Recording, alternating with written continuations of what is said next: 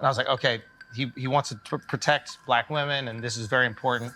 And then I looked on every one of the episodes that you had to see if there was any guys on here that beat up black women. Mm-hmm. And there were. And I looked to see if you guys addressed it on the pod. And you didn't.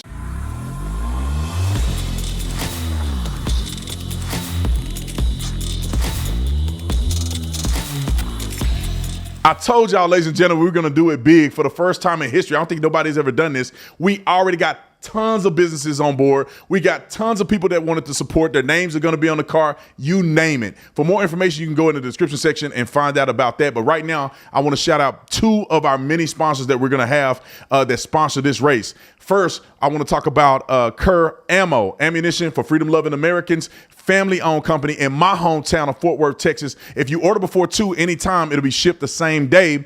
Order right now, use code Tatum, and you'll get $10 off of your order of $199 or more, and that's including free shipping. The link will be in the description section. Our next sponsor is LiveRx. LiveRx is coaching in your corner. Losing weight and improving your health doesn't have to feel impossible. They have 24/7 live doctor support for customer care plans, starting at $250. No fee, no membership, no insurance needed, just results. Click the link below or go to the website liverx.md. Use code Tatum. Ladies and gentlemen, see y'all at Talladega. Andrew Schulz, who's one of my favorites. I missed this clip. Andrew Schulz. Well, we could probably start with this clip because this is where all the criticism started. But I missed this clip when I covered Andrew Schulz the last time because he was on Ryan Clark's show. I forget the name of their show. Pivot. Yeah, it's Pivot right here. The Pivot Podcast. So Ryan Clark criticized Andrew Schulz for the conversation that was had on this podcast here, which is Andrew Schulz. I think it's Andrew Schulz podcast, and the two guys that are sitting next to Andrew Schulz with the white shirts on, they have a podcast, and they made a joke about black women, and Ryan Clark, who's a hypocrite, and he's finna get embarrassed to no end by Andrew Schulz.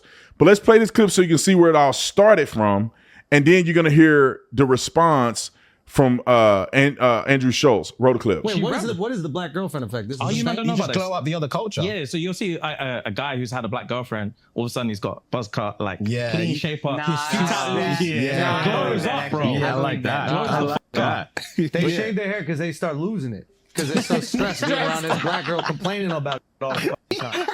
That's why they gotta shave their hair. Nah, bro. White guys with black girlfriends, they grow a beard because there's more cushion when they get slapped the out of it. That's hilarious.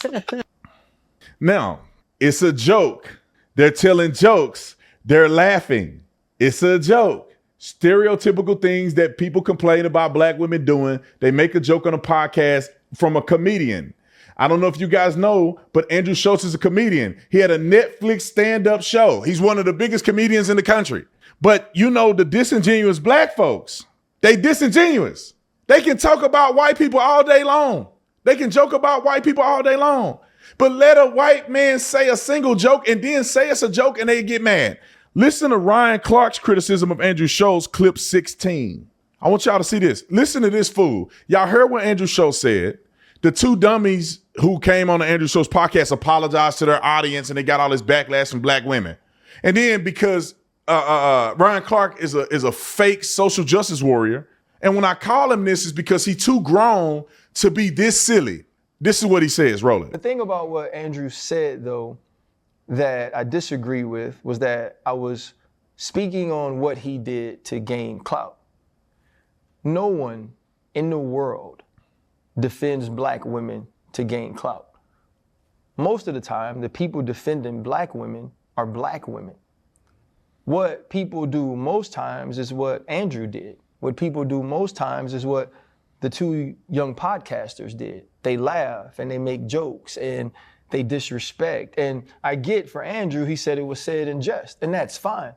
That's why what I said, he made it a 10-minute soliloquy when he talked to Charlamagne. It was 5 minutes. 20 seconds was about Andrew Schulz.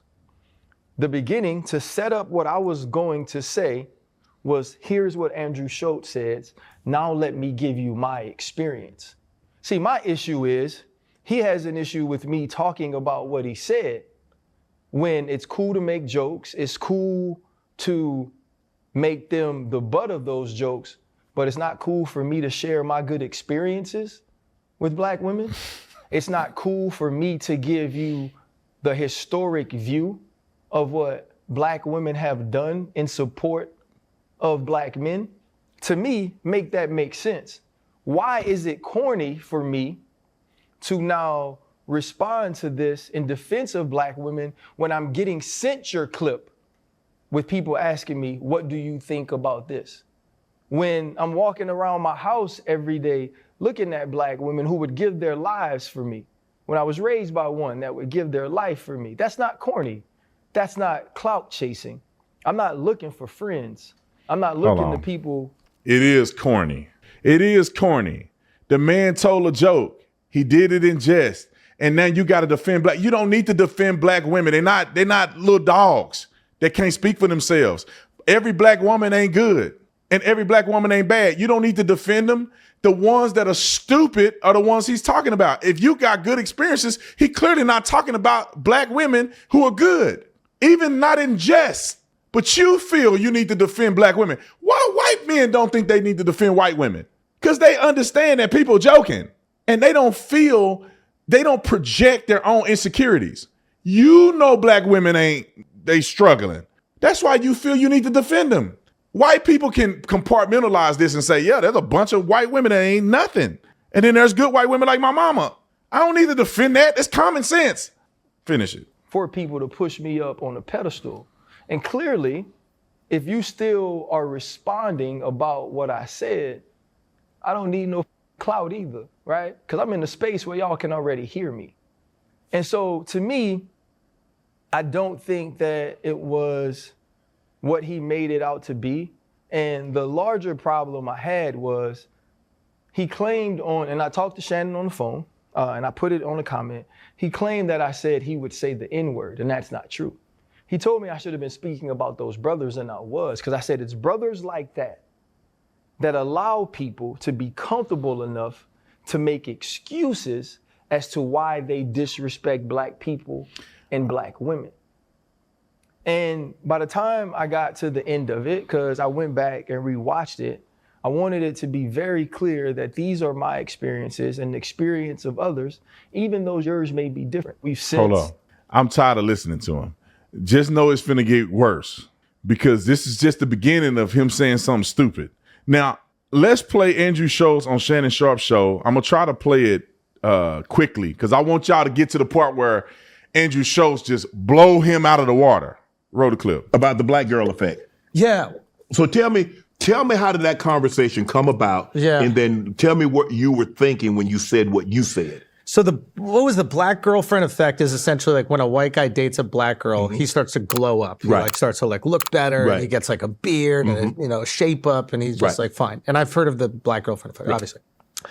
So what was he saying it, referencing it? It was like Travis Kelce or something like that. Yeah, I think, because he was saying they glow up, they start to look different, they get beards and things like that. And I think you said, but they go bald because that's what I was like. So for me, I'm like, this is a comedy podcast. I'm like making a joke. First of all, I hate explaining jokes. I can't believe I'm even doing this. It's like so stupid. But so I'm like, what is the opposite take? Right. A lot of times in comedy, the opposite take is the funny thing. Look at the other side. So you go the other side and you try to defend the indefensible or whatever it is. This is what I've done my entire career. So the opposite take is, no, actually the reason why they're shaping up their hair because they're going bald, because they're stressed out, they're going to beards, so there's more padding in case they get slapped. Right. It's just the opposite take of the black girlfriend effect being, you look so much better. Right. It's really not that sophisticated.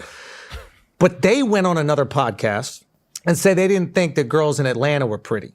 So black women in Atlanta were very offended by these two English dudes, black dudes, that were basically calling girls in Atlanta ugly. This is like the hub of black culture in America. And you're just gonna call the black women ugly. So they were ripping them, and then they started ripping them for laughing at my joke. So it wasn't really about what I said. It was, look how corny these guys are, and they are corny. Look how corny these guys are. Here's another example of their corniness. Right? And then Ryan Clark took a break from posting pictures of his outfits on Instagram to do a whole soliloquy. Man, why you on RC, man? You need to have a conversation. Ryan's a good dude, man. No, I know. Everybody tells me he's a good dude. But he did that And he it just felt like it was all clout. And he tried to make it this big thing. And he's like, by the end of it, he's one of these guys that wants to say the N-word but doesn't. And I was like, what the is going on? What are we even talking about? Right. The stories about those guys who insulted the black women. Right. And laughing at that joke. And then he kind of reframed it and then made it about me. All right, now let's listen to Andrew Schulz call out Ryan Clark. Hold on. This is the beautiful part. I wish I'd have played this at the beginning. Y'all probably didn't want to watch all that. But I had to put the context here. I didn't watch the full thing because it was so cringy on Ryan Clark's part. I couldn't stomach it. But we're going to watch it together, the full thing. This is the epitome of black people not being held accountable for their own stupidity they do. They'll point the finger at the white man, but they doing worse in their own space. You know what I'm talking about. Roll the clip. I'll tell you what you want to know what my initial reaction is, which I think is kind of unfair, but my initial reaction was when I saw you guys talking about it, and I was like, okay, he wants to protect black women, and this is very important. And then I looked on every one of the episodes that you had to see if there was any guys on here that beat up black women. Mm-hmm. And there were. And I looked to see if you guys addressed it on the pod. And you didn't. Okay. Now, I also saw you guys had the episode with DeAndre's mom talking about domestic violence. So I was like, okay, this is good and this is powerful, this is important. But my knee-jerk reaction was, man, I get a whole section that's not even part of an episode. And these guys who we know have actually for a joke, and these guys who have actually hurt black women and convicted, not allegations, because I don't go off of allegations, I go off of conviction. Everybody can get an allegation, it means nothing. And then these guys, they don't get anything. So in that moment, I was like, this feels like a clout play. It doesn't feel like the highest priority is protecting these women. So that was my initial reaction. So I'm gonna say this. Yeah. We have had people on this show that have been convicted for domestic violence that have pulled it out of the show. That have pulled it out of the show. That I have asked about it. Oh, and then they're like, I don't want it on the show. Yeah, and I do, because people come on our show voluntarily. Of course. I do ask those questions in respectful ways. Right? I'm not, hey man, you're a woman beater, but I will say, in one of the instances that was pulled, I said, look, you were convicted of something that no man wants attached to his name. Amen. And they answered it. We talked to their people. I was like, man, the answer was good, and they pulled it out of the show. So we've had that happen. We also had an instance with one of our guests who was talking about sexual assault, and he talked about it in a way that almost said that, okay, how do we blame the women? And I addressed that as well. Yeah. So as far as for me, I try to address it in every opportunity that I get a chance to with them. Yeah. I try to ask them questions in ways that they get to tell their side of the story. Yeah. When they sit with us, I do not bash them over the head with it, condemn them, or judge them in the moment. Yeah. I do try to have a conversation about it. We're all hypocrites. Nobody's perfect. Do you know what I mean? I've had people on the pod, I've had a president on the podcast. Nobody's killed more people than a president. You know what I mean? Anybody who sat down, if you sat down with Obama, hundreds of thousands of people are dead because of decisions that he thought were in the best interests of America, right? Same thing if you sat down with Clinton, you sat down with anybody, right? I did a buddy of mine's podcast, and he brought up the fact that I had Alex Jones on my podcast. He did one of the most heinous things in history, where he said that those kids were faking it at that school shooting. Remember that? That's a heinous, Sandy Hook. I mean, disgusting, heinous. I had a buddy of mine, I went on his podcast, and he was like, yeah, I can't believe you did that. That was so f***ed up, what he did to those kids. And I was like, you visited the Pope. You know what I mean? They were protecting people f***ing kids. Do you know what I'm saying? You had the opportunity to go meet them, and you're like, I'll do that. And they were literally protecting priests that were having sex with children. I can't think of any. So we can always find the moral equivalency or the moral high ground, which was a thing that I did with you guys, but I hesitated to go out and talk about that publicly. This is why I did, is because the point of that is not to protect those women or to protect the children. The point of that is to make you feel bad or me feel good. And now we're using victims as a tool. I don't want to do that. He was nice about it, but this is the hypocrisy. And it's unfortunate because I think it's one-sided a lot of the times. Maybe because that's just what I see on my feed. But, quit grandstanding and acting like you holier than thou when it comes to white people doing stuff against black people, because black people should be the only ones talking about black people, but they don't talk about black people at all, except me. And then I look like an Uncle Tom Coon sellout because I'm actually saying things that nobody else wants to say that are black. That's just like a cop. When cops be cutting up and doing stuff, it's up to people who are cops to give the interpretation properly. But if cops never give a fair interpretation, what do we have out there? Other people who are not cops having to overcompensate and say something. Because you got to call out cops when they're doing bad things too, as a cop. And you got to call them out when they were getting falsely accused. Same thing with black people. If a black person did something and they right and they're getting falsely accused, I'm going to stand up for that person. If a black person doing something wrong, then I'm going to call them out. Wrong is wrong. But the problem is some people don't ever want to be called wrong. All right.